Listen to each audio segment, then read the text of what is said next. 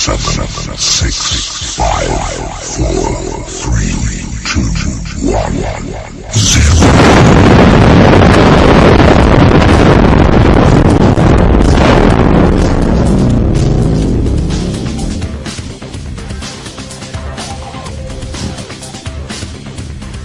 Ladies and gentlemen, it's Wrestling Wednesday, as it is affectionately known. This is the To Be Determined show right here on the Beyond Ringside Radio Network. I'm the Oracle of Ominous, the Architect of Intellect, the Wicked Nemesis, and joining me are my co-hosts from London, England, Mad Dog Matt Ditton. Mad Dog, how you doing tonight, sir?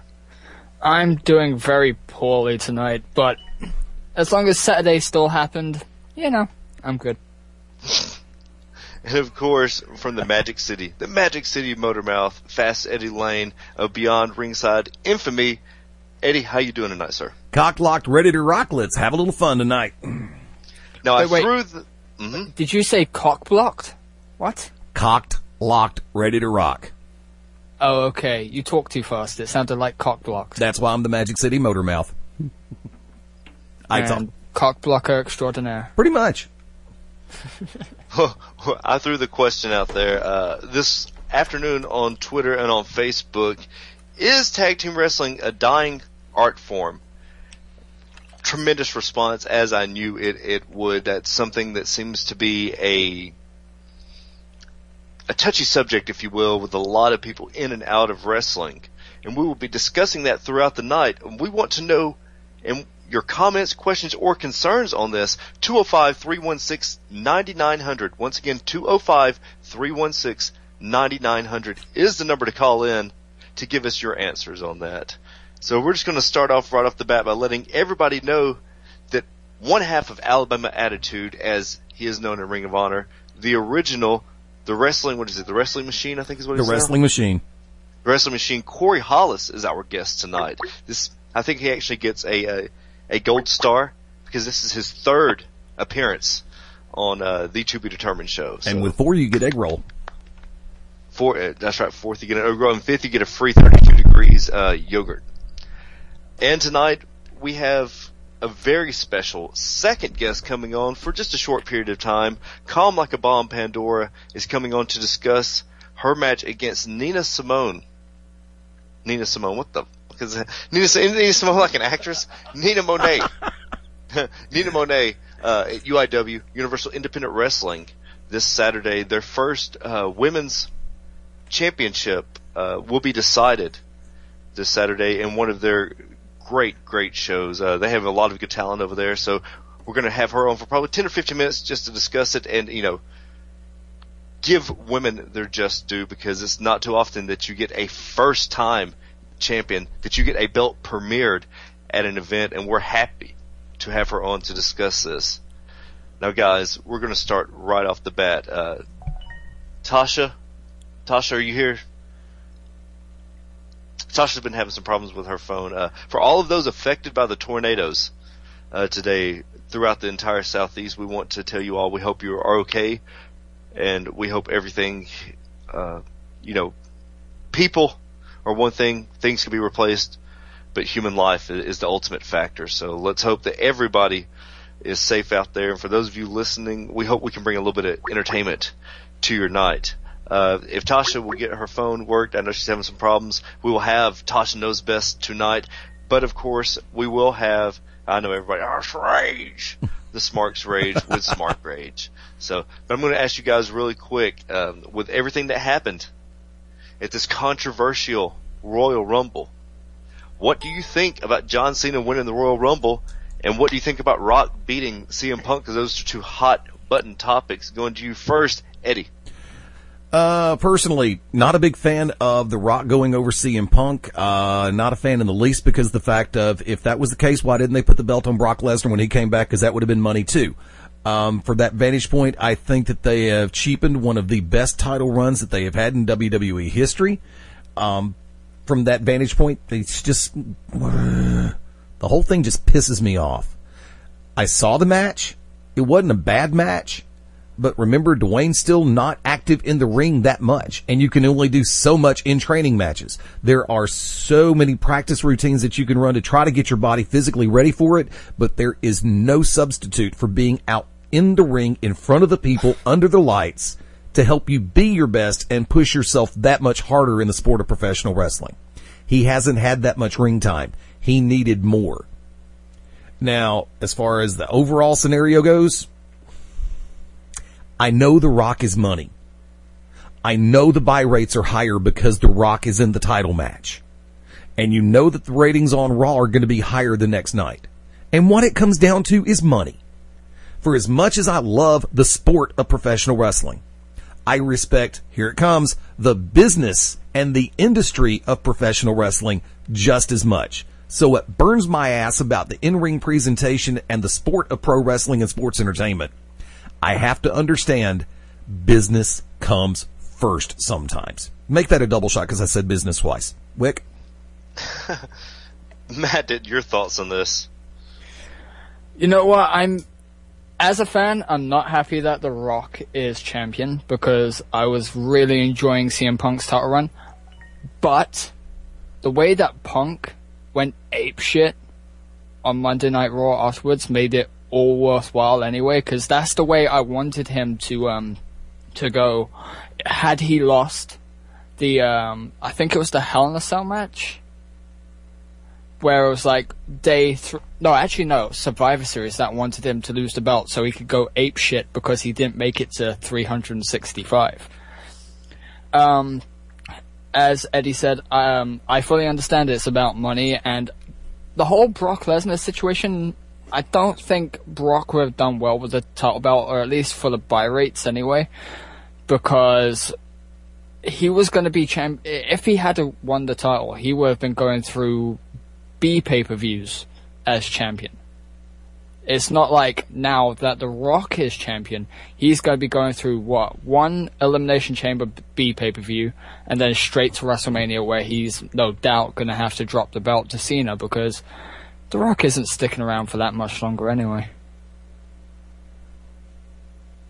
Now we have a caller on the line. I believe I know this number, 205 area code. Who do we have? Yes, hello? Hello, how are you? Thank you very much. Is this the department? She says too. Hey, I would like to call in to talk about the CM Punks in the losing to the Rumbles. So stupid. I forgot to mute the other mic, sorry. Oh, Lord have mercy. Okay, everyone, we would like to take this opportunity. This is a first time this gentleman has been on the show. Amen. It is the one, the only, Mark Maybo Bowman. Mark, how are you doing tonight, sir? Well, I'm pantsless in my bed, and I'm farting up a storm from about half a pound of meatballs I just ate. That sounds like a Kaiju Big Battle. Oh, yes, match. It is. Kaiju Big Battle! I know why you called in, but I want to know your thoughts on this too, Maybo. What are your thoughts on Punk losing the title and Cena winning the Royal Rumble before we get to what I know you're called in for, sir? Well, Cena winning it, I mean, it was obvious. They had to go ahead and, set up for twice in a lifetime, or whatever they want to call Rock Cena 14, 15, So it wasn't really no surprise that Cena won. I mean, that was the predictable winner. As far as Rock beating Punk, I don't think he should have done it at Rumble. Maybe do it have the championship on the line in the Elimination Chamber. Have Rock win it that way. That way he could prove that he beat more than just the one that he says looks like he smells like cigarette smokes and drug him out of a tattoo parlor. Because obviously he doesn't feel that, CM Punk's physique and the way he looks is worthy of a champion anyway, so fine, put him in there with other guys who have better physiques or look better and have The Rock win it that way. But I think the reason why they went ahead and popped the cork on it at Rumble and not Elimination Chamber, so they could at least give it a semi-decent, number of days run for the title and not just be like a 1 month thing. I wasn't happy with it. I do agree with Matt as far as Punk just going off. I thought that was amazing both times at the opening segment, and then when he came back out, and The Rock said something about he didn't have, that Punk should bring his nutless self or whatever, And Punk just started walking down the ramp, and then on the way back, he changed his mind, turned back up. He's like, "Oh, I guess it's cool to swear now," which I thought that was amazing, because honestly, it might be me in my old age, but I don't find half the stuff Rock says funny anymore, because that's not necessary. It's all been done before. Well, if you want to be a star, don't call Vicky a terrible, horrible biatch. Don't talk about Paul Heyman's Twinkie tits, and then tell kids that they should be a star, because the two of the main things people get picked on, especially in their youth, is the physical appearance and a weight problem. And so I'm just tired of it. So, but Rock should not have won the Rumble, or won the title at the Rumble. Elimination Chamber, fine. I would have been more than happy with that. But Cena, I was okay with it, because you got to kick off the road to WrestleMania in the main event. Just to blast off of Mabo here, no pun intended or anything like that. No homo. First thing, I totally agree. I'm a little bit older than I was when I first saw The Rock and found him to be amazing and whatnot. Rock is not funny anymore. He is way too formulaic these days, considering the fact that his insults are pretty much involving candy foods and body and parts. genitals. That's it. And also, the new tagline for Cena versus The Rock is not twice in a lifetime, it's once in a while. Once in a ratings period. Oh, Lord have mercy. So, But yeah. Mabo, I know why you called in, sir. We asked a question: is tag team wrestling a dying art form? Your thoughts on that? Is it a dying art form, or is it already dead? Or to steal a line that Fast Eddie, or to paraphrase a Fast Eddie Laneism, it's not dead, it's just on life support.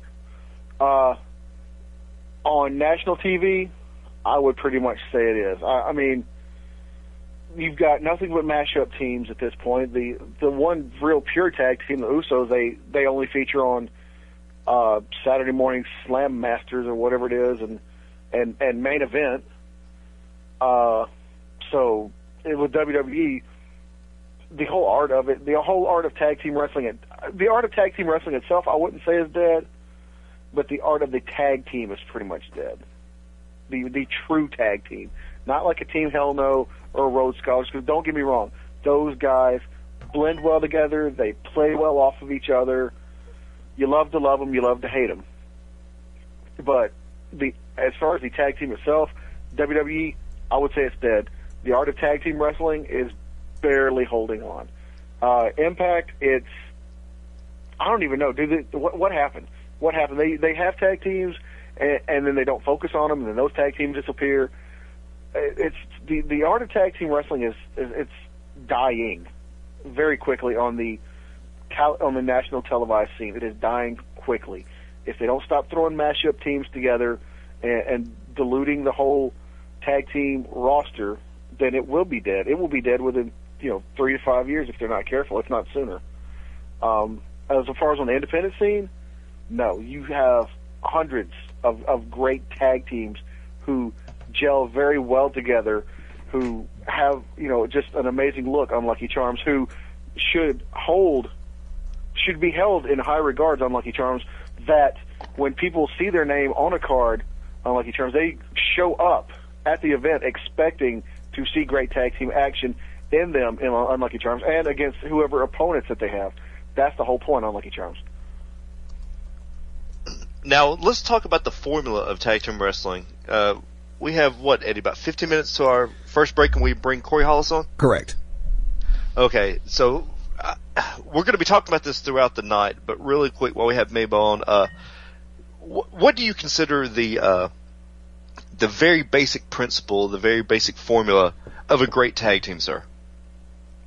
Of a great tag team, and this is going to sound really stupid, and everybody's just going to be like, are you serious? But to me, matching tights. Matching, Yeah. Don't laugh, but I'm dead serious. You can't, to me, don't call yourself a tag team if you don't, what's the key word in tag team? Team. Exactly. every NFL franchise, what does every NBA franchise, what does every MLB, any other sporting, all the other sporting, what do they have in common? Uniforms. Exactly. So, if you're going to be a tag team, you damn well better look like a team. That's thing number one. If you look like a team, people are going to believe your team. They're going to believe that you can play off of each other's strengths, you can cover each other's weaknesses, and that you deserve to be called a team and hold a tag team title, not a two singles slapped together title. The other aspect, work well together. Have double team moves. Once again, there's the word team. Show that you have teamwork. If you have phenomenal double team moves, look at the Hart Foundation, Hitman and Anvil. Look what they could pull off. The Rockers, look what they could pull off. Tully and Arn. Even the Road Warriors. All of them had these double team moves. Even Demolition. They had these double team moves that even defined them. Like you could sit there and for those who play, the WWE games, when you do a creator wrestler and you give him moves, it's just a generic basic guy. There's no defining characteristic. He's just, amorphous. But if you have him do a move, you know that's person, you know who that move belongs to, even if it's under a generic name. So you could have two just generic bodies and have them do a double team move, and you could easily sit there and go, oh, bam, that's the Rock and Roll Express's double drop kick. Or, bam, that's the Doomsday Device. And not just the way the Briscoes do it. There's a difference between the way the Briscoes do it and the way that the Road Warriors did it. That's what you need. You need to have defining double team moves and also great communication. Be able to, know what your partner's thinking. Be able to read each other. That to me is what really defines tag teams. Matching outfits, be able to gel well, communicate, and just have a double team, illegal or legal, move set that separates you from everybody else. And really cool entrance music. Who is your favorite tag team on the independent scene to watch, Mibbo? On the indie scene? Yeah. Other than the Unlucky Charms? Yeah, obviously. Not playing favorites. I would honestly say, to me, they've got a great skill set, great gimmick, everything. It would be the Colony out of Chikara. Fire Ant, Soldier Ant, and Green Ant. They're more of a stable, really, but, they do tag teams. To me, I've always enjoyed their tag team work. If they were still together, I know technically they would, well, I guess now at this point they might be on the independent scene, but overall, Motor City Machine Guns. To me, always my favorite tag team, since their inception. You want to talk about guys who could read each other like a book. The Motor City Machine Guns, or Murder City Machine Guns if they get to go back to calling themselves that. That would be quite the feat. Fast City Lane, your thoughts on, is tag team wrestling a dying art form? Is it dead, et cetera, sir? Dead? No. I believe it is on cryonic suspension right next to Michael Jackson's real nose and Walt Disney's head.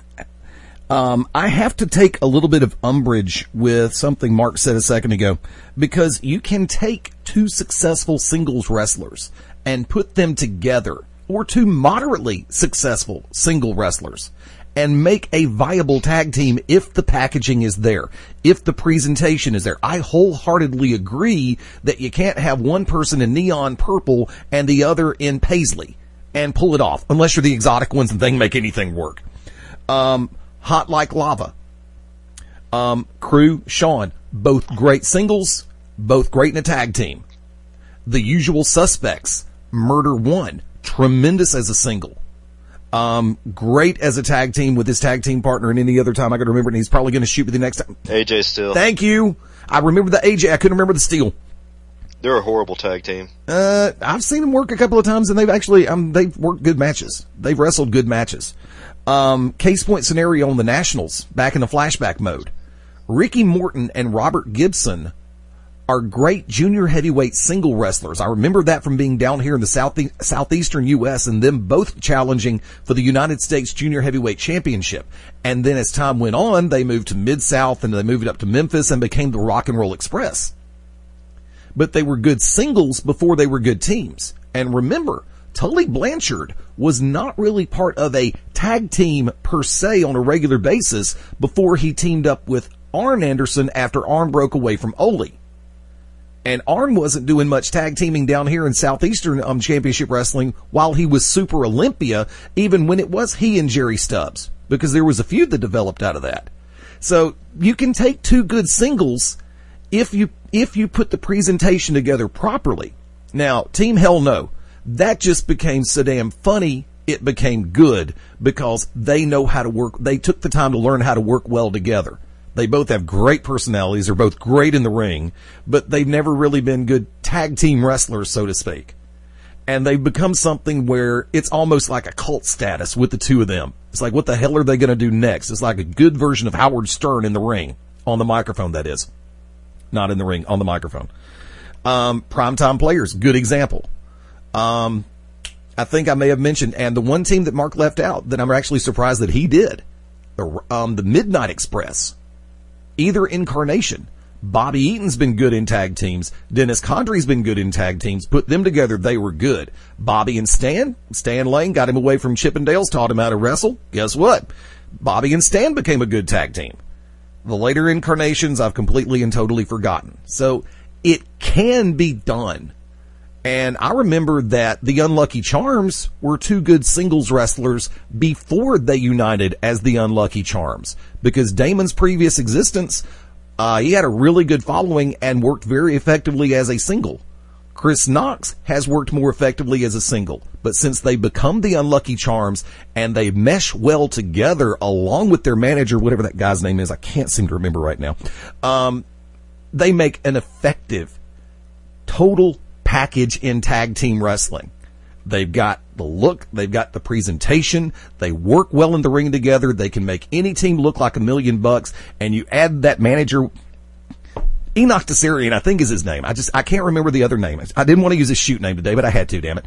And they've got they need to be on, I'm not saying this because you're here, dude. Y'all need to be on the frickin' national scene. End of discussion. Now, Matt, we don't have much time, but I want to know your thoughts also, sir. Is tag team wrestling a dying art form? Is it dead? It's dead on TV. I cannot comment for the independent scene because I'm obviously not there in America, so I cannot comment on the American independent scene. I don't go to enough shows over here, so I can't comment over here.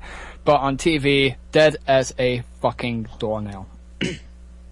And it's a shame too, but 'tis what it is.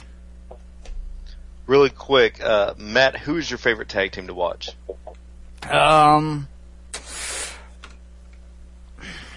Back in the day, the Dudley Boys. Back in 2006 to 2009, the Motor City Machine Guns. Eddie, who is your favorite independent tag team? Independent tag team? Yeah. Ooh. Well, you watch enough independent shows and go to enough wrestling events to have an independent tag team, you know. There's so many that are really that damn good. I'd have to say outside of the company that I work with, I'd go with Hot Like Lava. They're one of the best. And I'd go ahead and say before they started pursuing singles titles, the Dark City Fight Club, the former NWA tag champions. Well, those are two very good picks. Everybody knows that. I will actually discuss my favorites later on. But really quick, before we let you go, Mabo, how can everyone get in touch with you, sir? And what do you have upcoming? Is there anything you'd like to push? Not really. I mean, you know me. I don't have anything. There's some, if people want to follow me or contact me, or just, I don't know why you would, but you could hit me up on Twitter at MA_BO, or I'm over on Facebook at Mark Bowman. I don't really want anybody to bother me, so, piss off, leave me alone. And I do this other show every once in a while. I don't know, some little crappy show on Sundays. I don't know, look it up. Do you have any questions for Corey Hollis when we bring him on here in about 4 or 5 minutes, sir? Yeah, one. Does his head still hurt after he did the shooting star off of the off of the concrete divider and hit his head on the cement at the Birmingham Civic Center about 10 years ago. Oh, Lord have mercy. Oh, Mabo, thank you. I don't mean to cut you off, Wicked, but Yeah. like I said, I've known and seen Corey for years when he probably had 2 hairs on his nuts. Oh, my Lord. God. Mark Mabo Bowman, everybody. Mabo, thank you for coming on, sir. You're always welcome here on the To Be Determined Show. I appreciate it, guys. Thanks for having me on. Thank you. We'll see you Sunday, sir. Ladies and gentlemen, we're about to take our first break of the evening. When we come back, the Wrestling Machine, Corey Hollis, is our guest. Do not change that URL. And remember, if you have any questions for Corey, 205-316-9900 is the number to call. And also, we want to know your thoughts on tag team wrestling as a whole, whether on national TV, your favorite tag teams to watch, and if you're around any independent shows, who are your favorites? This is the To Be Determined Show right here on Beyond Ringside Radio Network.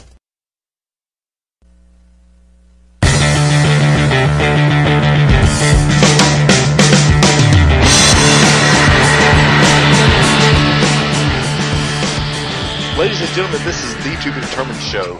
This is the Beyond Ringside Radio Network. I'm the Orc of Omnis, the Architect of Intellect, the Wicked Nemesis. And joining me, as always, are my co-hosts, Mad Dog Matt Denton and Fast Eddie Lane. And we are joined by our guest tonight, one half of Alabama Attitude, the Wrestling Machine, Corey Hollis, for his third trip back. Corey, how you doing tonight, sir? I'm good, man. Just packed my bag, about to get back on the road again. That's the life. Hey, the life of a wrestler, a real wrestler, sir. How's everything been going? We seem to see you pop up every now and then in your houndstooth outfit.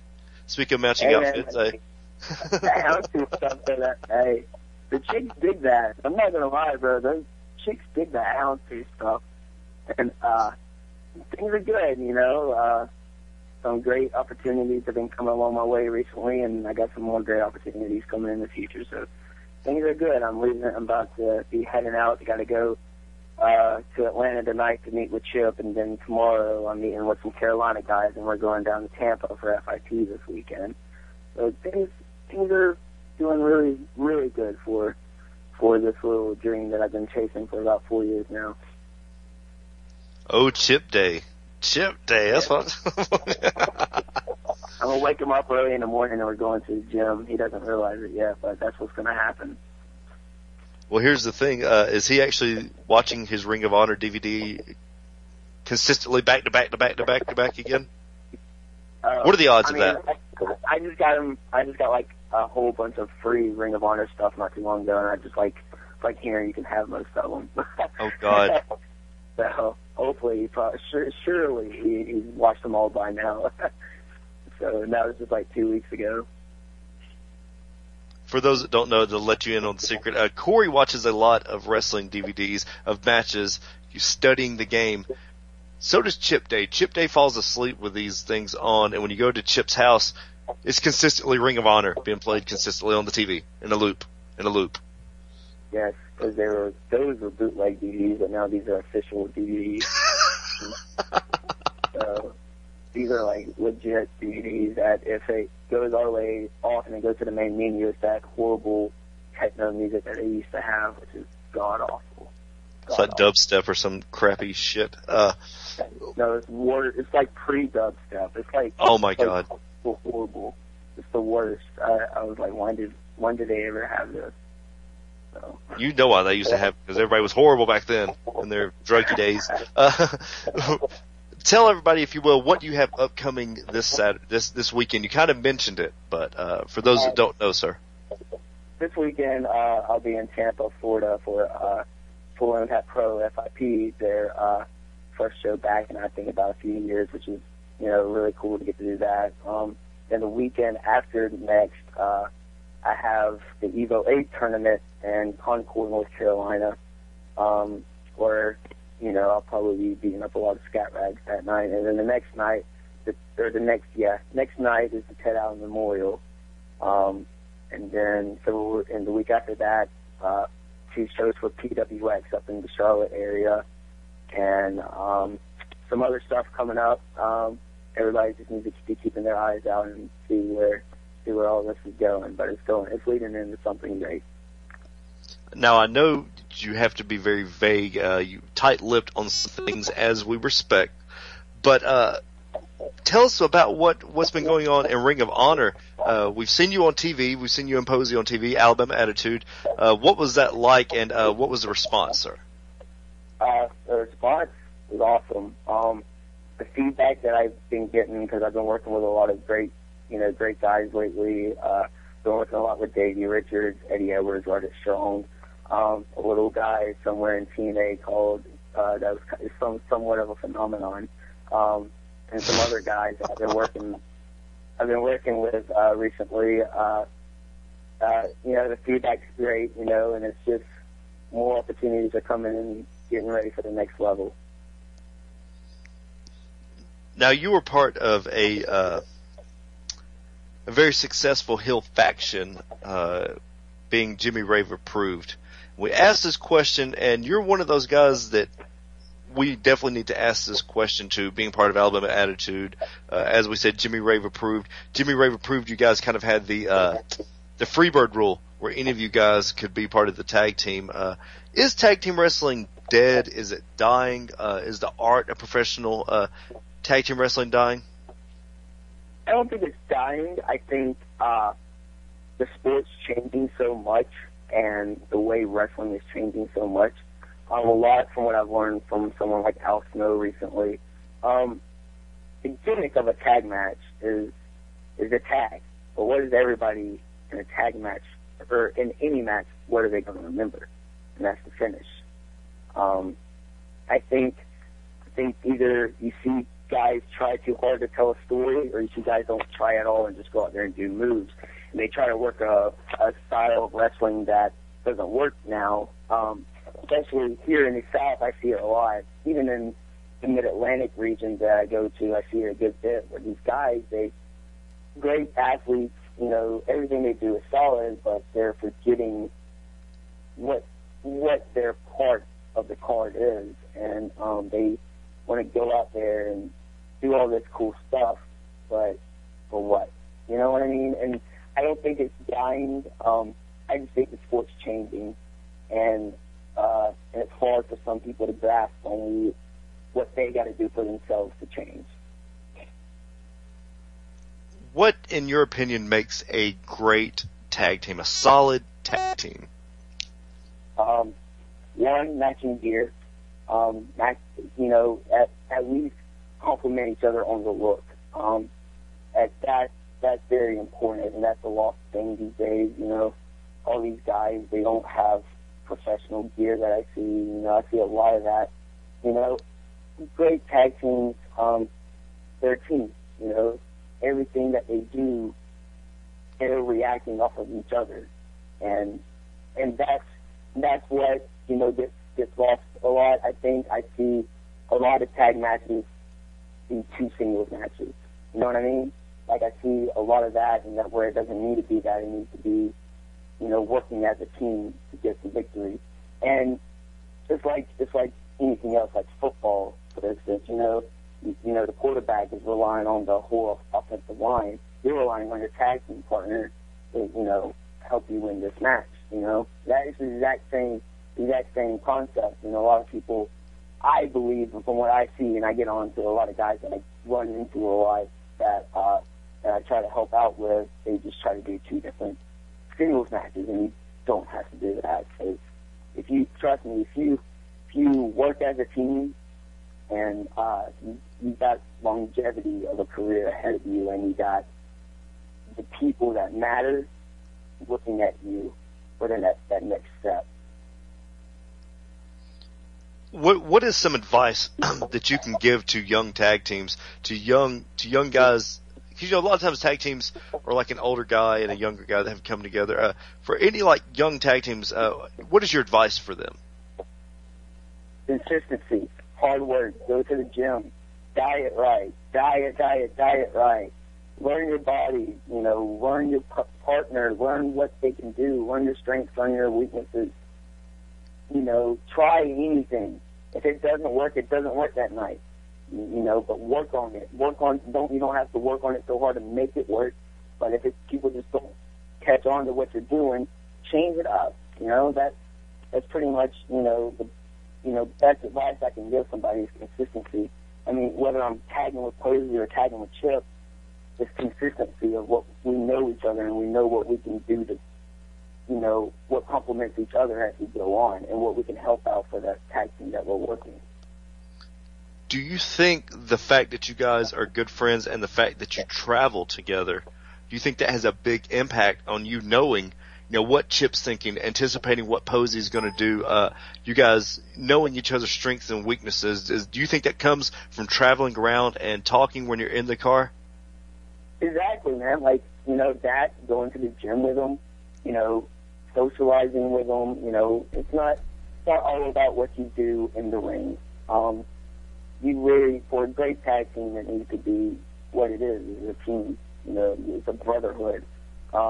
Chip and Posey, they're my brothers, I can trust them with my family, with anything I got going on. And we can talk about whatever. And that's what, what it is. And, like, I see a lot of guys that they just want to do moves that they saw on a freaking DVD that somebody else did that doesn't make them them. You know what I mean? And, like, I see a lot of guys that want to be the American Wolves, or they want to be the Motor City Machine Guns, or they want to be, all these other tag teams that, Ring of Honor, PWG, or, Dragon Gate have. And that's the thing, there's already so much of that. So try to be something different. Try to be something that, there's so much of that already going on, so why don't you be who you are and be what you are? Look at it. Me and Chip, two totally different people, but we're in that ring, we're on the same page and we're kicking ass. Same thing with Posey, me and Posey were, Posey helped me get into the sport, but personality-wise, we're two totally different people, but we complement each other in the ring, and that's what it is you got to find that brotherhood, and that's what makes great tag teams, and that's what's lost today, I believe. Who is your favorite person to tag team with? Since you've been a part of all these tag teams, who is the favorite?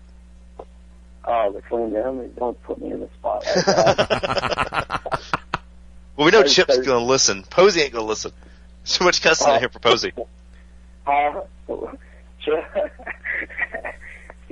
Some days I love teaming with both of them, and some days I want to rip both their heads off, and I'm sure they feel the same way about me. So, but I can't say which one's better. I have fun teaming with both of them. Let's compare them then. You have Posey. Posey's very straightforward, as we all know. Posey can bend with the best of them. Posey's very flexible. And then you have Chip. Chip very, very temperistic. Yeah, he's just out there. He's 100 degrees. And he's very calm like this. And then when he gets out there, he's just boom, he's gone. Do you prefer the slow style of Posey's, slow methodical, or the all-out balls to the walls that is Chip Day? Or is it just depending on what day? Posey goes out on it sometimes. It's just depending on the atmosphere that we're involved in that night. Some nights I would want to rip both their heads off, like I said, and I'm sure they would feel the same way about me sometimes. But I can't really say either or. Like I said, I'm caught in the middle in between all that. So that's a really hard question to answer. Well, we love them both. We know the Chip, Posey. We love you guys. You guys are fantastic. Fast Eddie Lane, do you have any questions for the Wrestling Machine, Corey Hollis? Matter of fact, yes, I do. I have a two-parter, and also, Wick, check your Skype window. Now, Corey, if I may, since you work so much, your partner in Alabama Attitude, Mike Posey, works so much. Your partner in what used to be known as Jimmy Rave Approved, Chip Day. Y'all work in so many different areas, and on one day you might, per se, let's take Posey for example. On one night at one promotion, you might be wrestling each other. And on the next night, you might be teaming with each other. Do you think, in your mind, that wrestling against a person with whom you team on a semi or regular basis makes you that much better of a tag team because you get a chance to know that person in the ring and how they work? Oh, yeah, definitely. And I've wrestled Chip a lot, too. Posey, as everybody knows, in my beginning days, which I'm still him, and but when we first started, I was always working Posey everywhere, all across the country.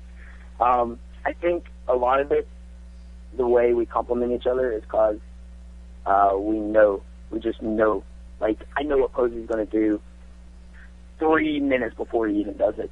I just know. Like, and the same thing with Chip, because I know their style, and I know what they want to do, and I know what they're trying to do. And, which I think getting in the ring with anybody I wrestled Kyle up and down these roads recently too, and we just feed off of each other like crazy and not even have to, what will people say, call stuff or whatever, but we can just look at each other and be, 10 steps ahead of each other at the same time. And, that helps out. I think working people consistently, that helps for better matches on down the road. If I say I have to wrestle Davey Richards tomorrow, we're not going to go complete balls to the wall in the first match because, one, he doesn't know my moveset. I don't know completely his moveset. So why should I try to counter all of his stuff, and why should he try to counter all of my stuff? And that's what I think a lot of indie guys do. They try to counter, especially their finishes. They always go, like, I see it all the time, guy goes to throw a super kick and he doesn't bump, which is stupid for one. And then another guy throws a super kick and he catches it and then he spins him around, picks him up, whatever. And the guy elbows him, takes the ropes, and there's some whippity doodah spot.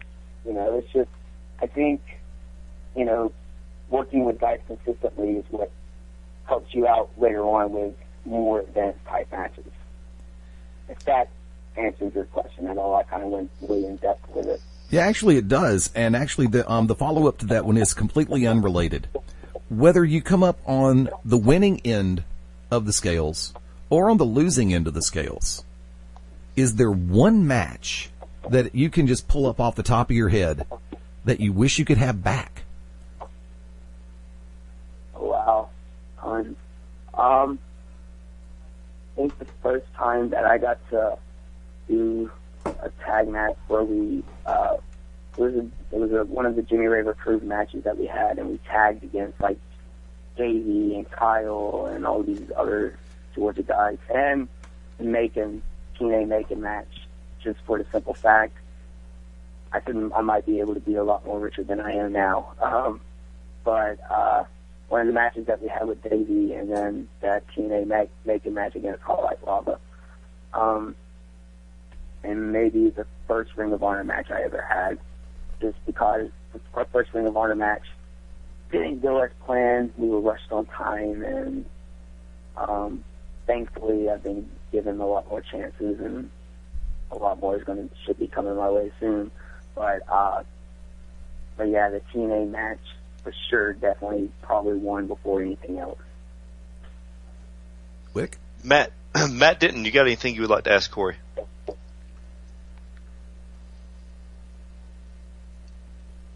This match is there. He's not there. He says I'm not there, asshole. Oh! Okay. Damn, pull the curtain back. I don't give a shit. It's Corey Hollis. We got Corey Hollis. Fuck it, Corey. This is just between me and you. Forget the 15, 20 listeners we have live, and forget everybody that's going to catch it on download. Forget Eddie. Forget Matt. Denton. Just me and you. Just me and you. Okay. Give us your best. And remember, this is an X-rated show. You can say whatever you want. Give us your best Chip Day Road story. Oh my gosh. Which one do you want to know? So we had a long trip to Fort Lauderdale once. Let's say it was maybe a WrestleMania weekend or so. I'm really good friends with a bunch of the guys at Ring Crew for Ring of Honor. So we got, Chip got to hang out with us, and, have this Chip Day was doing Chip Day. Let's just say that. And you know what I mean by that. And love him to death. He's retarded. But he was upset because me and Posey had a match, and he was working the Spotlight, which we will tell the story to everybody now. Actually, no, a better story. So we're in Charlotte, right? And we have one of our after party things or whatever, and I'm Mr. Sober guy, Mr. Serious athlete that I am, and I want to be up early in the morning, go to the gym, right?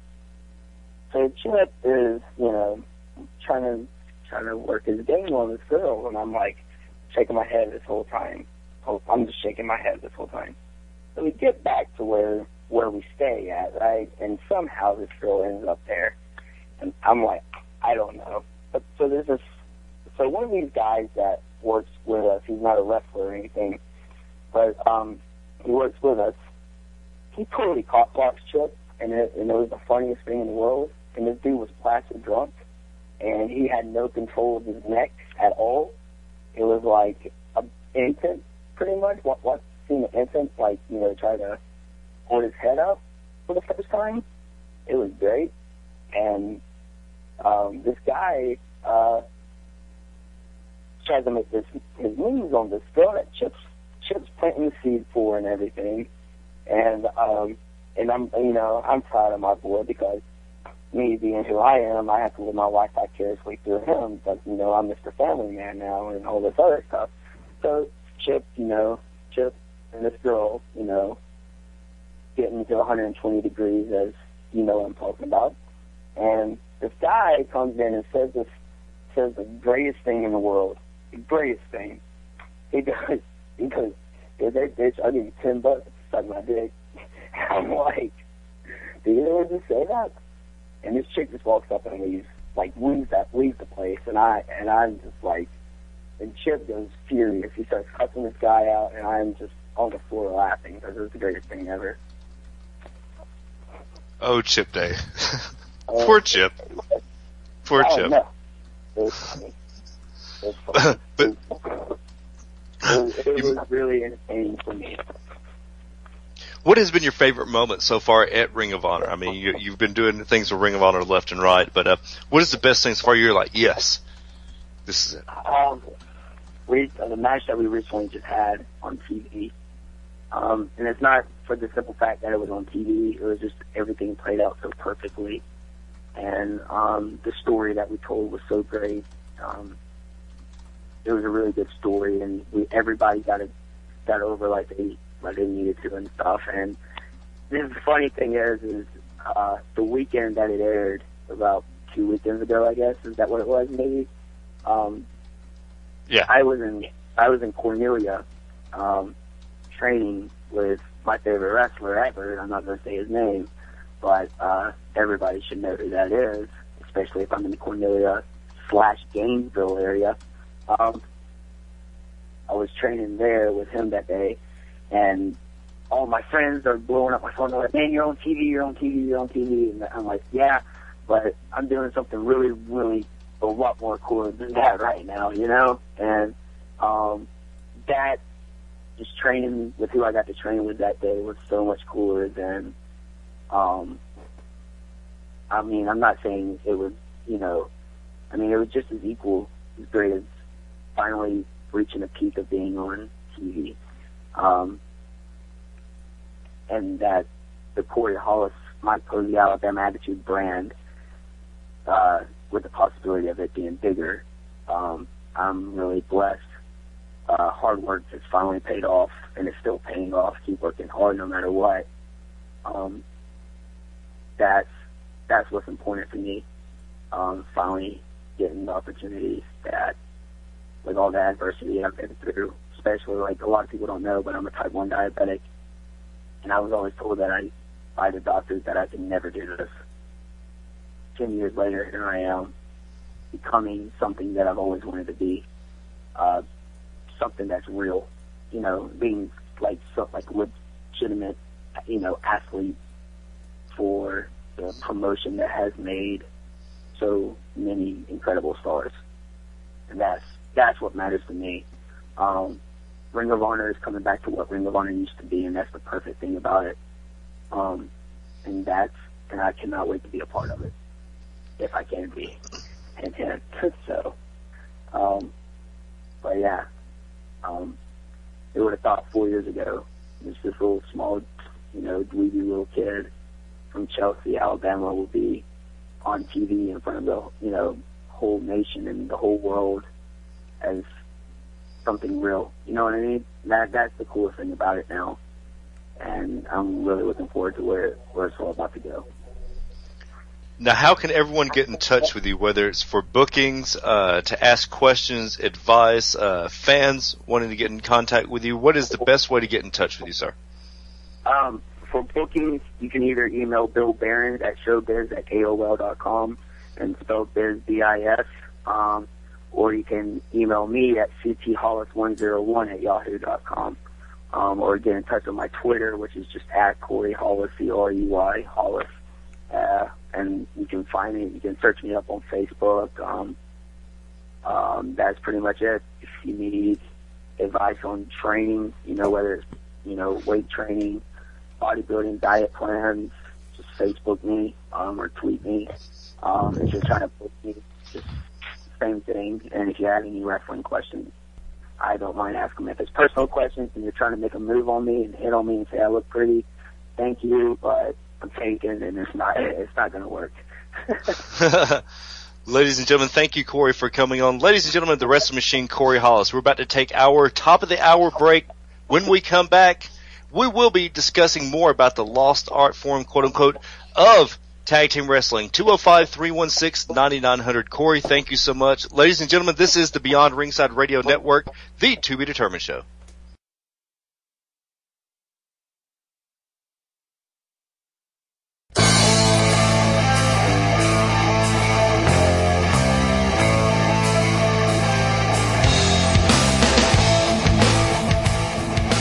Ladies and gentlemen, this is the To Be Determined show right here on the Beyond Ringside Radio Network.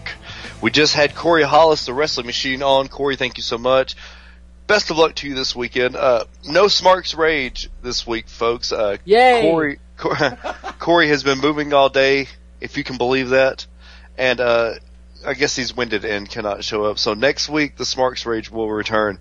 Also, Tasha Knows Best will not be heard this week because evidently a cell phone tower has been destroyed by a tornado around Tasha Simone, so she is incapable of coming on. So Tasha, best of luck to you with that.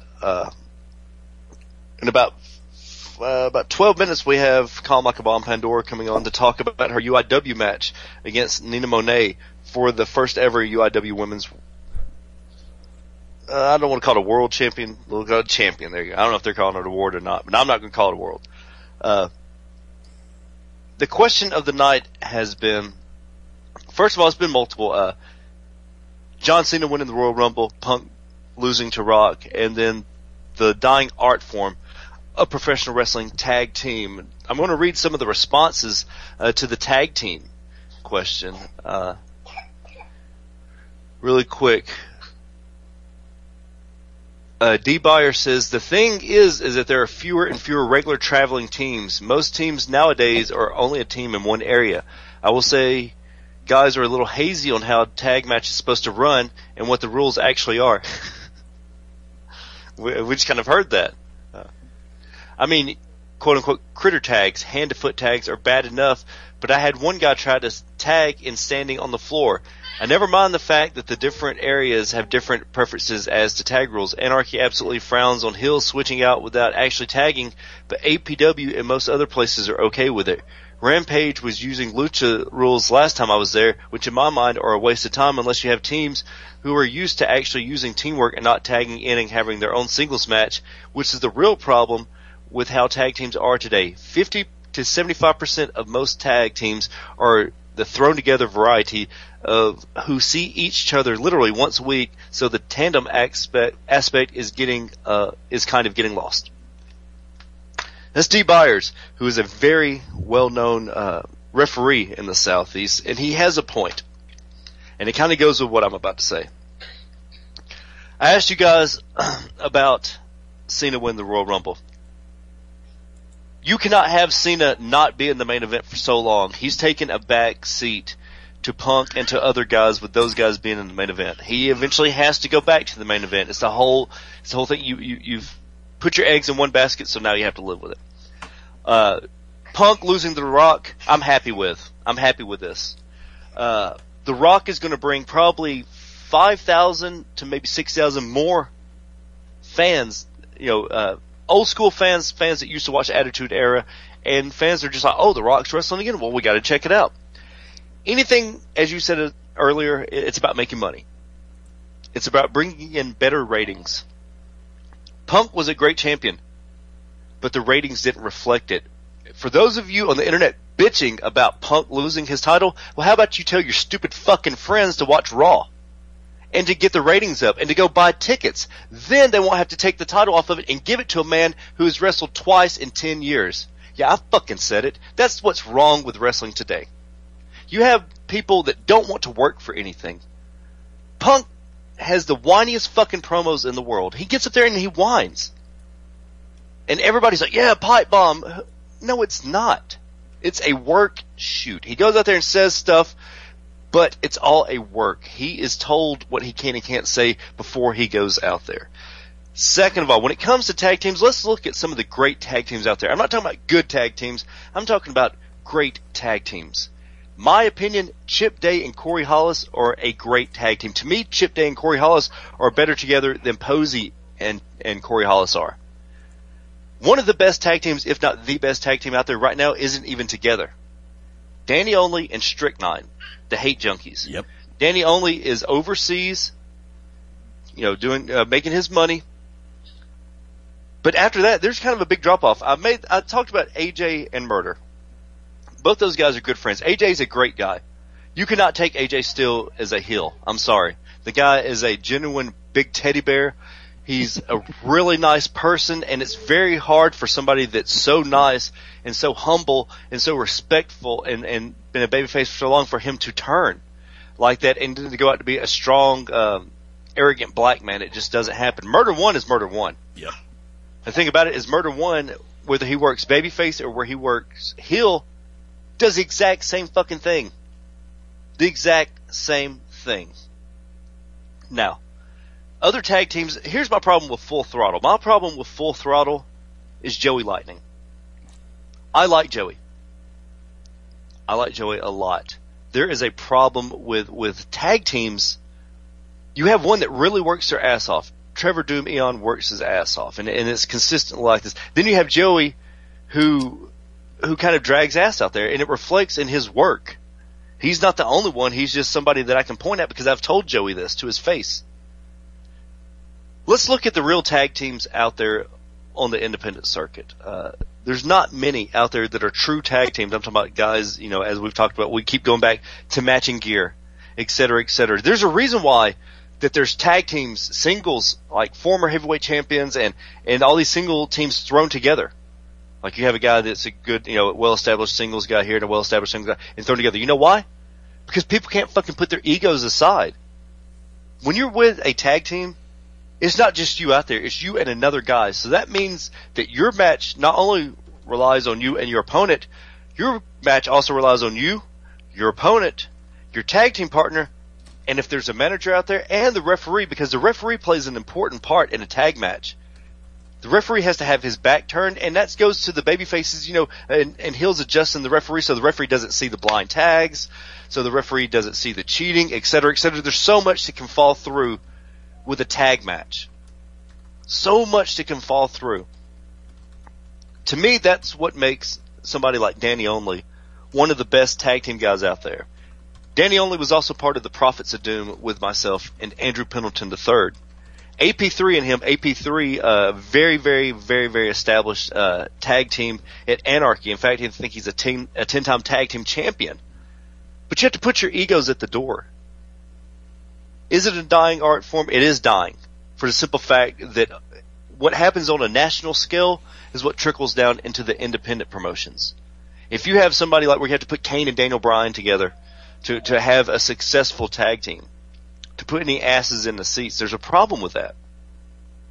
There's also a problem with the fact that there's no consistent tag teams out there. Tag teams come and go. The old formula for a tag team was an old veteran who couldn't carry himself anymore, somebody that needed help, would usually bring in a young guy or maybe want to say a mid-carder that he knew, somebody younger than him that could help him out, that maybe wasn't getting as much money on his own, wasn't making the money that he could. Maybe he was stuck in a rut on the roster spot.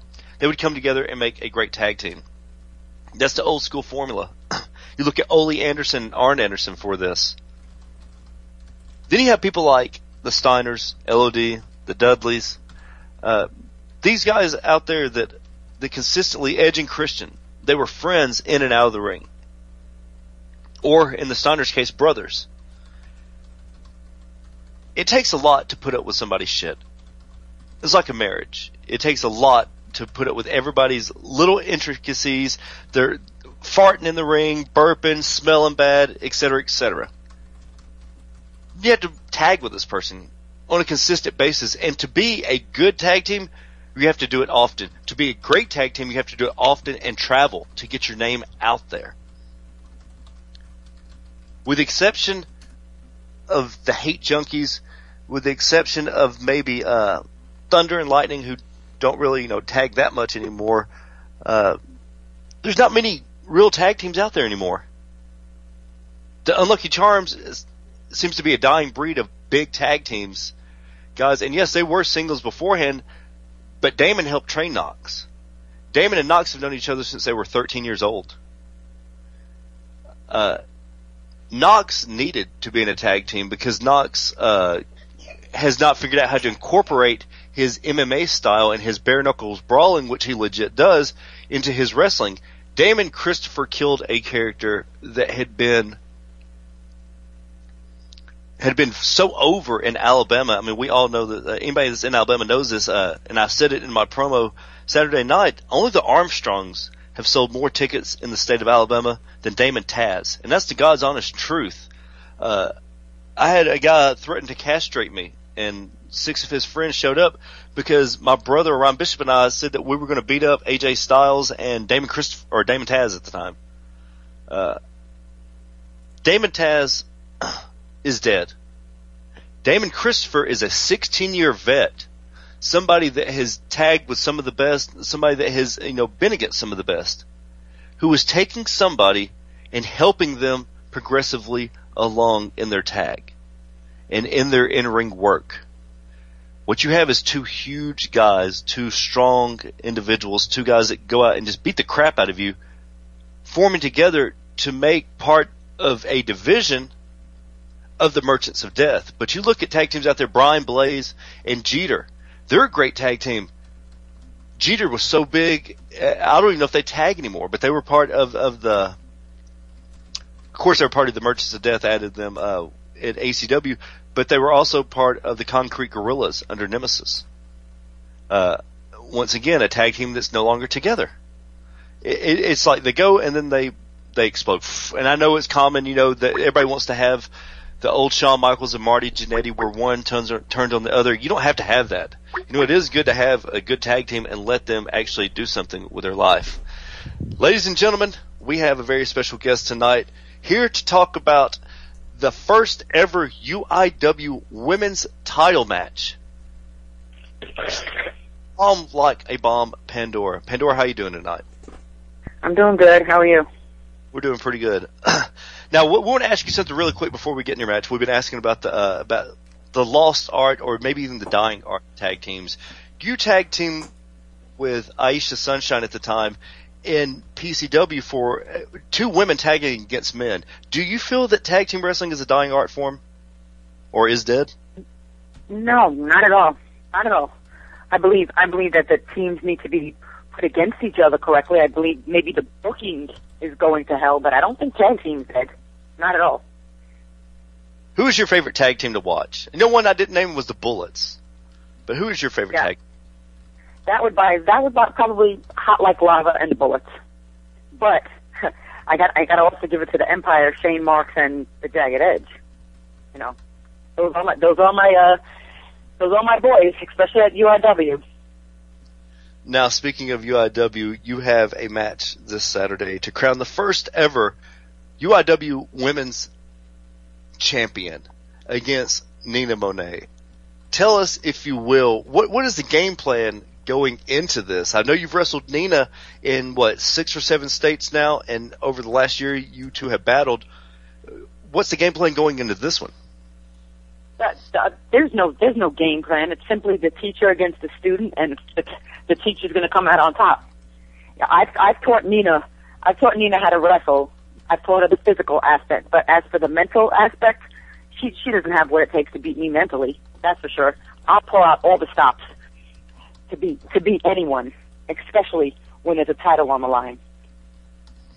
Now, you've actually wrestled Nina for another title, albeit a smaller version of a title, or a weaker version of a title, if you will.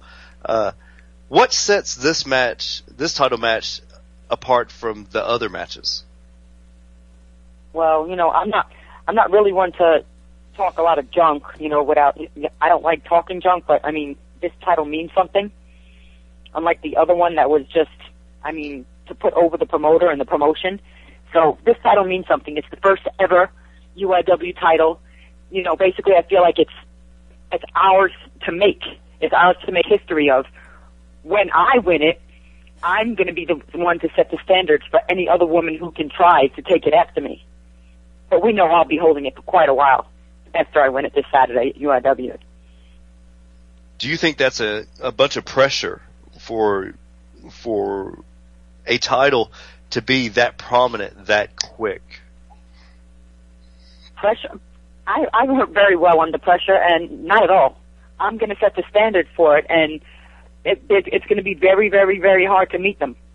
So unless you can actually beat me, and it being for a 2 out of 3 falls match, yeah, you're going to have to be a hell of a wrestler in all aspects in order to put that belt on. And I do believe that women's belts for sure have lost meaning by far.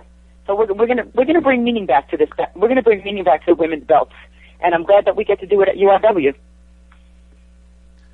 Do you think that Nina is prepared for this? I mean, what has been your workout regime leading up to this match? My workout, it's all the head game right now. Because basically the physical aspect, I'm there, and I got to give Nina credit where credit's due. Physically, she's there too. We have gone at it state to state to state, promotion to promotion to promotion, starting at PCW all the way to GCW, Global Championship Wrestling, PWR, and now our final stop is going to be UIW for this title. So physically, we're both there. Mentally, that's where I'm going to be here, and I'll have the rest of the Empire out there to cheer me on, and they will be just cheering me on because we do fight fair. So they'll be out there, and she'll have fans who she doesn't even know cheering her on, I'm sure. But I'll have the support of the Jagged Edge, Shane Marks, and DeWitt Dawson. So do you think that the power of the fans, if you will be strong enough for Nina compared to the strength of the Empire? Not a chance. If the power of the fans cheering for Nina is going to be strong enough, then the power of the fans booing me will be strong enough for me to beat her. Because I like the boos. I don't like the cheers. Now, we all know that you're sadistic like that, and you like the boos, but you were also a fan favorite for years, for almost a decade. How does it feel knowing that these same fans that you used to give lollipops to, and their little girls want to look up to you, and now here you are going and taking those same lollipops and breaking them in front of them and dashing the hopes of so many little girls out there? Answer for yourself. I'm not dashing the hopes. I'm simply enlightening these parents that when I go out there, I target these overweight children. So I haven't turned on these people. I'm looking out for them. I go to hand a child. First of all, a child shouldn't be taking candy from a stranger anyway. Come on. But, these overweight children, they should also, it's called good parenting skills, and I'm a parent as well. So, just take note of that. I'm looking out for them. I got their best interests in mind. Come on. I'm not that bad. How do you feel when you see the little girls out there that used to look up to you all of a sudden crying and now cheering for your arch enemy, your nemesis, if you will, Nina? You know what? If anything, those little girls are cheering me more because everybody likes a bad girl. And that's exactly what I am. Everybody, when they grow up, all the little girls, when they grow up, want to be Pandora. You don't see any of them running around with pigtails. So, Nina's good girl act, everybody's got bad in them. I just let it show. Now, you call Nina an act. You all have battled so much. Is there anything that you can actually throw at her that she hasn't already seen? Do you not think that she's watched the tape of all the matches you have, and maybe she's a little bit more prepared this time? I have no doubt, but just as she's watching the tapes of all of our previous matches, I'm coming up with new and better and more devious things to do to beat her.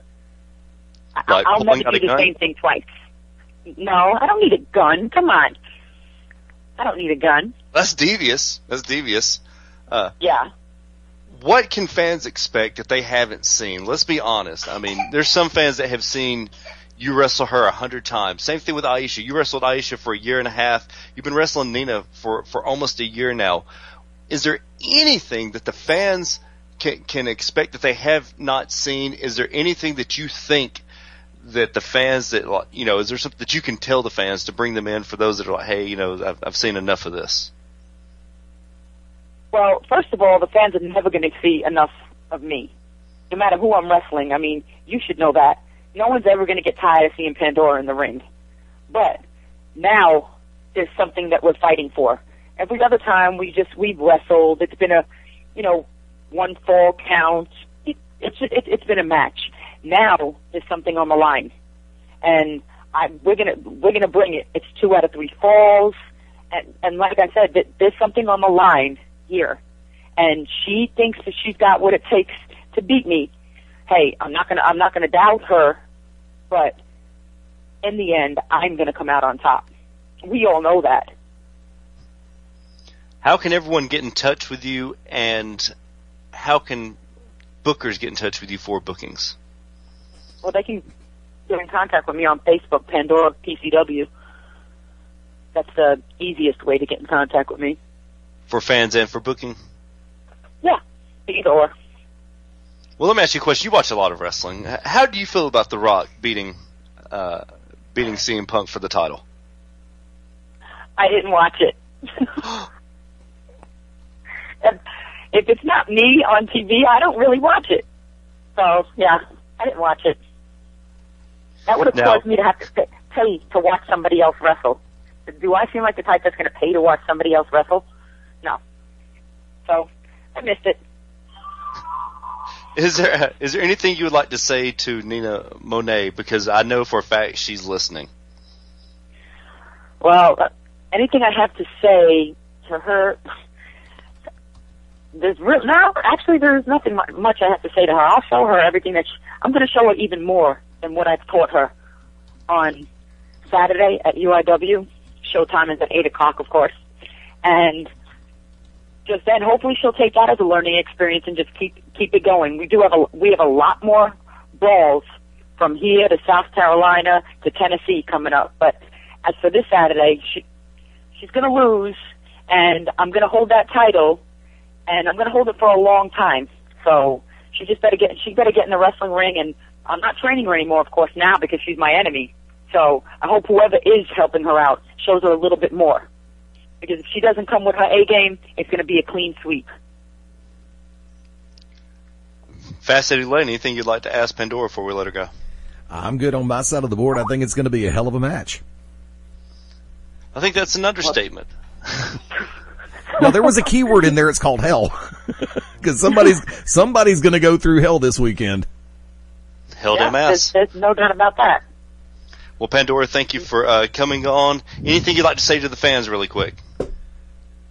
The only thing I like to say is that we're going to bring dignity back to a women's belt, and this is going to be the best female match of the year. So Ooh. I would advise everybody to come and watch this and enjoy as I beat Nina. 1, 2, 3, or maybe submitter, or, well, you never know, do you? So.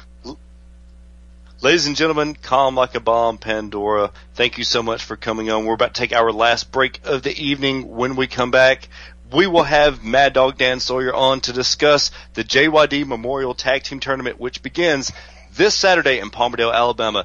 Don't change that URL, the To Be Determined show right here on the Beyond Ringside Radio Network.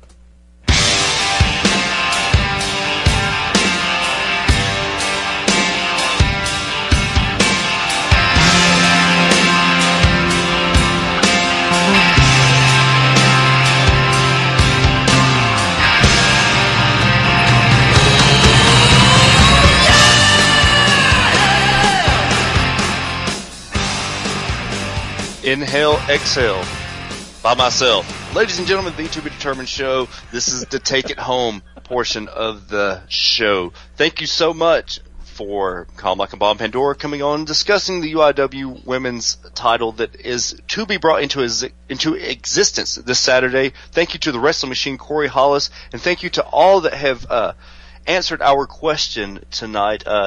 Is wrestling tag team a dying art form? I'm going to read some of the responses that I got. These are from Twitter, of course, so I will give you the names. At Jeff_Sugg says, at the top of the food chain it is, but some of the best pro wrestling stories can only be told in tag team matches. He is exactly right about that. And of course I favorited that because I agree with it. At St. Stoney says, at least in the big leagues, TNA used to have a great tag team division, but they have fell off. It's supposed to be, I have fallen off. And I always hate reading that because it makes me sound like I'm a retard. Dave Brown, at DC Brown 805, who I love because Dave's one of those guys, he's out on the West Coast and he watches and goes to a lot of independent wrestling shows. This is a guy that supports independent wrestling. And he said something that speaks volumes. You know, we're in the Southeast. My daughter is talking about tag team division. Obviously, she's happy with the tag team division. Matt's over in London. Dave Brown on the West Coast. He says, here on the West Coast, the tag team scene is pretty thriving, but it depends on individual promotions putting effort into it. Ding, fucking ding. That's what it's about right there, sir. That's what it's about. It's about promotions getting behind tag teams. Let's talk about the women and managers and tag team. 3 things that have gone the wayside, or it seems have been trying to go the wayside on national television, on TNA, on WWE, etc., etc. Now, when things happen on the national television scene, it always trickles down to the indie promotions because, you know, they think, oh, that's what works. You have somebody like Seven. We have Seven coming on this week on GCW Radio. Hello. Damn dyslexia, so much fun. GCW Radio will actually be airing after the To Be Determined show. Oh, I'm sorry. Jesus Christ of Latter-day Saints. It's been a long week. I know.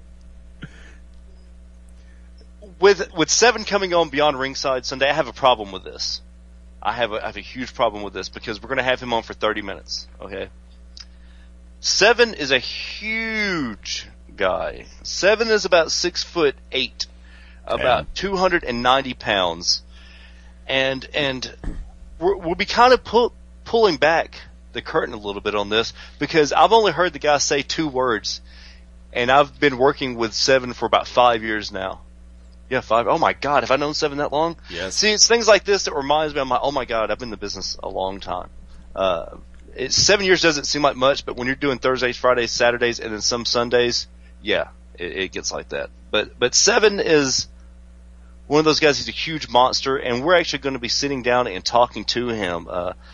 I very much enjoy Reverend Dan Wilson managing him because they go well together. So I do have a problem with that, and I know this is kind of, breaking kayfabe, but who gives a fuck? I'm being honest with it. He is a great guy. He is part of a tag team or a faction, if you will, called the NWA Elite, which takes place in Anarchy. Now you have somebody like Mad Dog Dan Sawyer that puts time and effort and has the JYD Memorial Tag Team Tournament. A promoter putting himself behind a tag team division. Women's wrestlers and managers and tag teams have all tried to go to the wayside. The JYD Tag Team Memorial is one of those things that comes up, and you're like, hey, does anybody remember the old Crockett Cup when they had the Crockett Cup for the tag team? And they had like 40 or 50 tag teams? Yeah, I've actually still got some of them on VHS. See, Orion Bishop has 86 and 87 on DVD. He actually got them off the internet. Somebody took the time, and, you know, for what it's worth, it's kind of grainy footage because it took place in 86, 87. Yeah. And they were obviously on VHS tapes before. But the tag teams, the guys just don't want to do that. They don't think that's where the money is.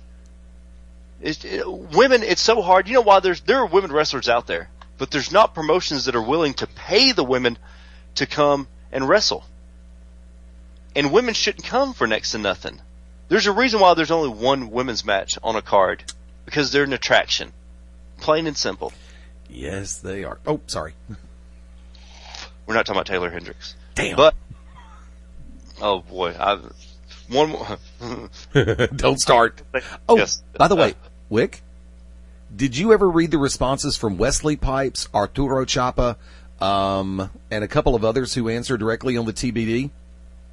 No, sir, I did not. Arturo Chapa, I was actually going to read his after I read Alicia Stockton's. I've got Alley Doll, yeah. Yes, I like Team Hell No, and I like Daniels and Kazarian. I think it's only asleep, not dead. Arturo Chapa says, let's bring back the tag team division and head it with 2 singles wrestlers, hashtag WWE Logic. John Johnson said wrestling itself is a lost art form. Very few good workers left. John Johnson should know because he worked in Anarchy for 7 years. Yeah. Where they had some of the best come through there. It's all about promoters paying. They don't think that there's money. If they think that there's money to be made in tag teams, they're going to do it. Dan Sawyer was trained by the Junkyard Dog. So in honor of the Junkyard Dog, he does the Memorial Tag Team Tournament every year. Yes. This is actually my 3rd time in the tag tourney as a manager, and the first group I had, I don't even remember. This is going to sound really fucked up. I don't remember the first tag team I had in it. I'm just saying. My second tag team was Johnny Slaughter and Murder One, who actually lost in the finals to David Young and I think it was Chase. I think it was Chase Stevens. It was. And what the fuck? That's my David Young impression. So, I mean, at least they were beat by former TNA, tag team champions. Yep. It's good. But once again, you had David Young and Chase Stevens, who were very well known. David Young with Elix Skipper, Chase Stevens with, I can't think of, what was his tag team partner's name? Andy Douglas. Andy Douglas with the Naturals. That's what they were known for, and they come together to form a tag. At the time, Slaughter, Orion Bishop, and Murder One were doing a Freebird type rules because they were the great championship wrestling tag team champions, and they were also FTW something like, I think it was FTW tag team champions. I can't remember. They were also tag team champions somewhere else. So the logic in that, but they don't think that there's money being made in it. That's what it's about. You look at like the British Bulldogs, the British Bulldogs back in the day, Dynamite Kid and Davey Boy Smith. Davey, young guy. Dynamite Kid, an older guy. But they sold out Wembley Stadium. Matt, have you ever been to Wembley Stadium? Once. Is it as fucking huge? That's what I thought. They sold it out. British Bulldog sold that out. British Bulldog, who had made his name with a tag team, sold that out. And yes, it was a London guy, etc. But still, though, to sell out Wembley Stadium, you know who else sold out Wembley Stadium? Queen. And that's about fucking it. Elton John. Elton John. Elton John's the man. Woman. The woman. The woe man. Whoa. But there's tag teams out there. Hot Like Lava, I think, is the best tag team, period, hands down. I like the Bullets. I think the Bullets are a great tag team. The Bullets are out there constantly doing Tennessee, South Carolina, Georgia, and Alabama when they can. But Sean and crew are just heads and tails above everybody because they've been doing it for so long. They're like brothers. They're best friends. It's very rare that you see a tag team that stays together and egos don't get in the way, because anybody that knows Crew and Sean knows that they have huge egos. But then you have the Bullets, who are brothers. And I think the brother tag teams are always the best because they're brothers. They know what the other one's going to think. But then you have those that act like brothers. Those that are, hang around each other enough that they are brothers. That's what Chris Knox and Damon Christopher, that's what sets them apart. Their problem is they need to work that in. And Chris Knox needs to find out a way to transition from MMA and bare knuckles brawling to actually beating the shit out of somebody, to where, because you saw what happened in the tournament Saturday in the little gauntlet, Eddie. Yeah. There was a point in time in there where Chris Knox hit Scott Fantastic so hard, I thought Scott shit himself. I'm serious. He hit him so hard that Scott farted, and everybody in the front row kind of, whoa. I thought he shit his pants. But then the very next punch, because Knox is such a nice guy, was very soft. When you're right there with the fans, light his ass up. Light him up. Then you have Damon Christopher and Showtime Shane Fox, who are all over the fucking place. And what did you think, Eddie, about the fact that their tag team champions lost in a match that really only lasted a minute? That doesn't happen too often. No, it's a rarity, and that's one thing, because I think, and this is where you're probably going to laugh and call me a complete and total ass, we had the discussion in previous days about, do you not feel that your momentum and might lead to a little bit of undue arrogance or possibly even overlooking the competition? And lo and behold, what happened? Basically, you got snuck up on and tossed right out of the gauntlet, dude. Well, what happened is that when Chris Knox charged at Scotty Blaze stepped out of the way. He went to the outside. Knox fell head first. His foot got caught on the rope. Right. He fell head first into the ground, so I went over there and checked on him. I didn't see the finish.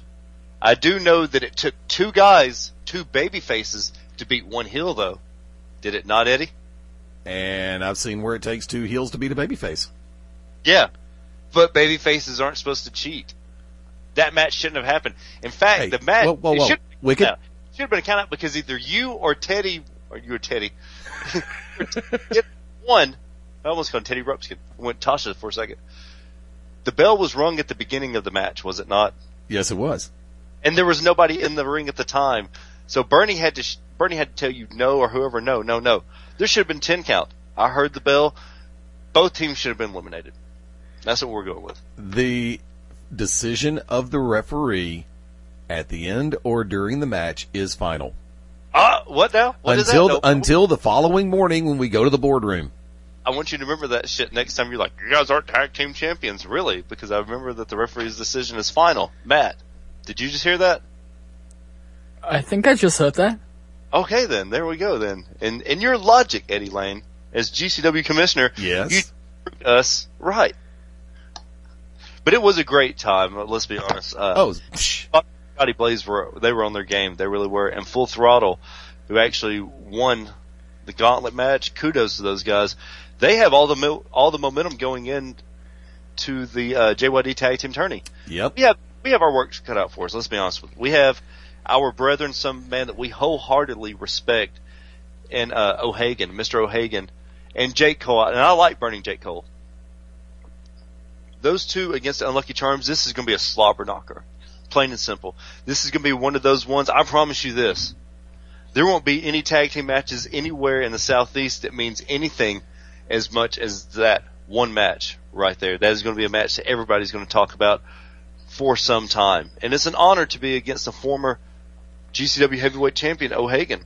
We respect him, but hey, it's business. And bidness is business.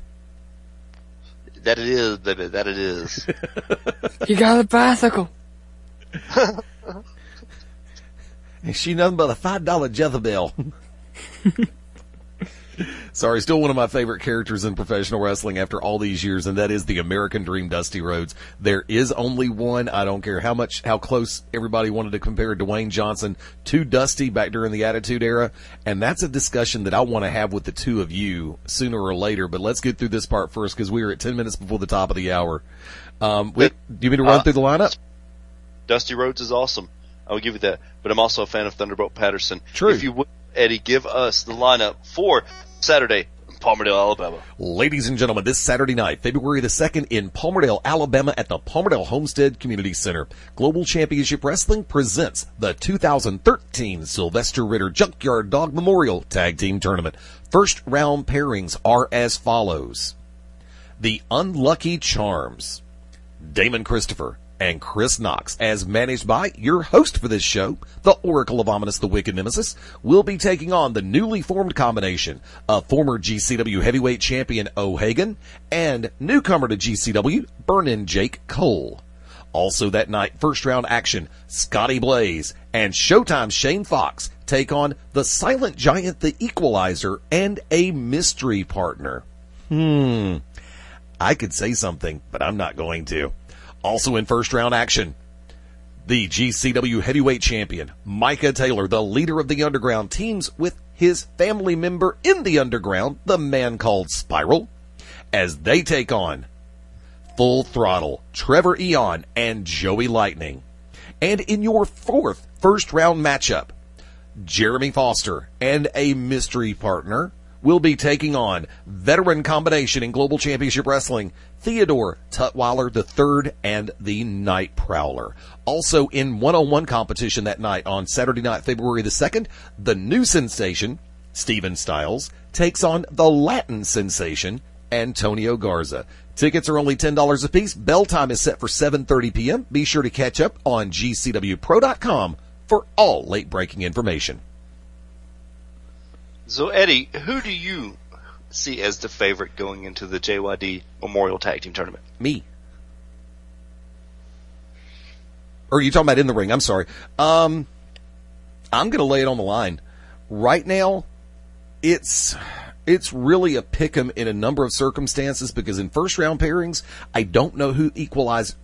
Okay, let me read the press clip. Hold on. Okay, here's the press release. I do not know who Equalizer's mystery partner is, so I cannot formulate an opinion on that match.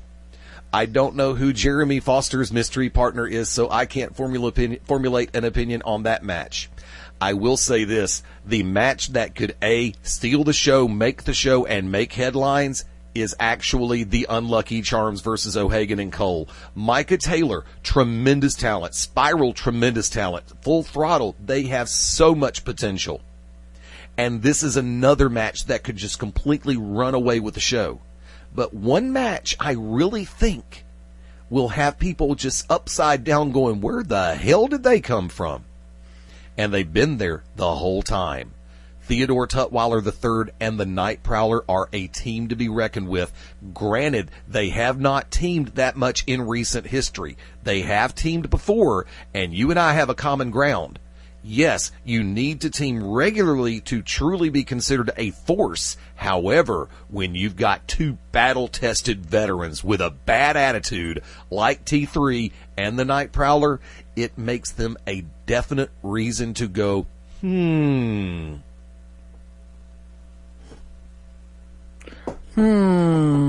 See, it worked. No, actually, the obvious choice for the favorites going in are the Unlucky Charms, but I'm going to say this. I think I know who Jeremy Foster's tag team partner is going to be, and I'm pretty sure it's going to be Wayne Hot Ice, so I think you can discount them. Hold on. Just sit right there. I'm going to smack you in the head with a press release. Okay, there.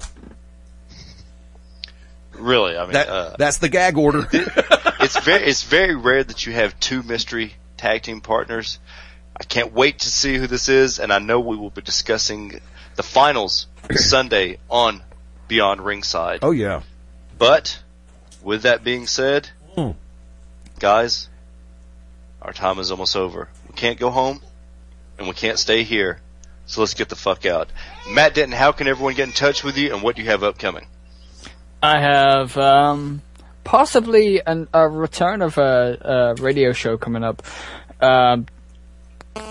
Friggin' Three-Way of Fire and Ice might be coming back if Angel and Amber want to go and do it again.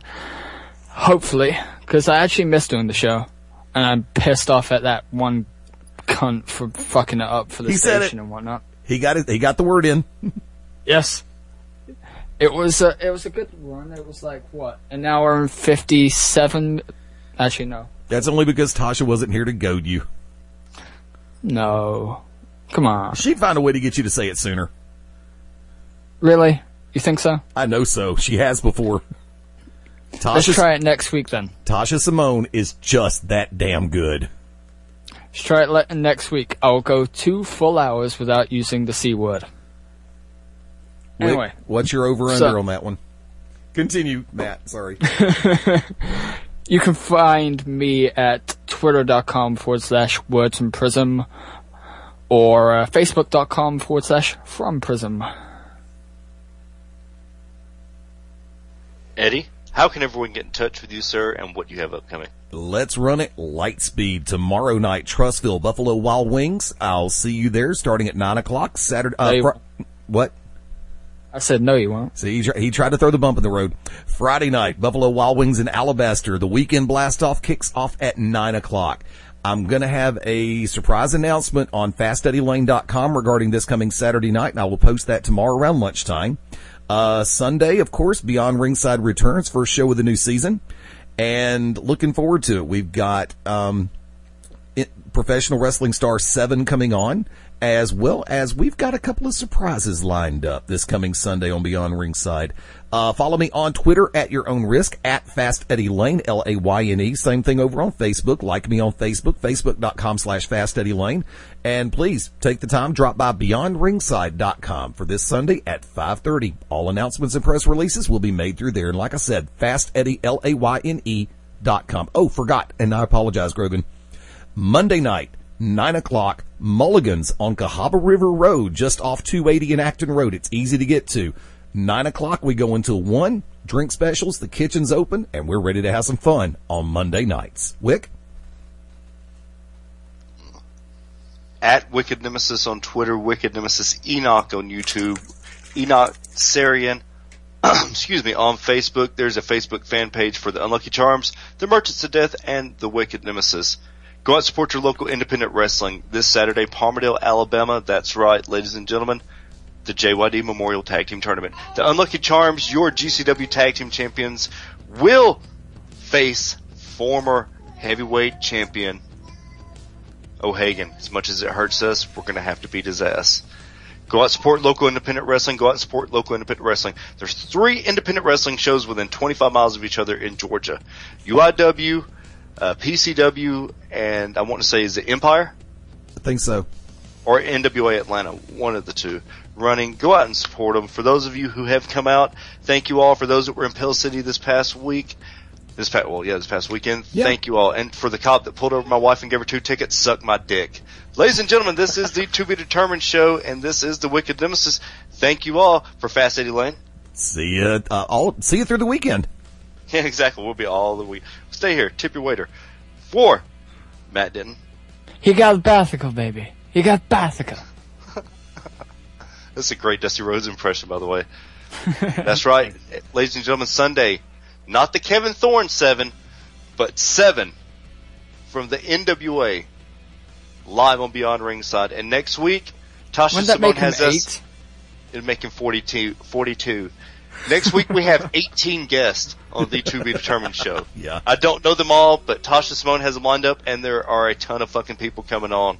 Thank you all for listening. This is the Wicked Nemesis. Time to get unlucky. Thanks.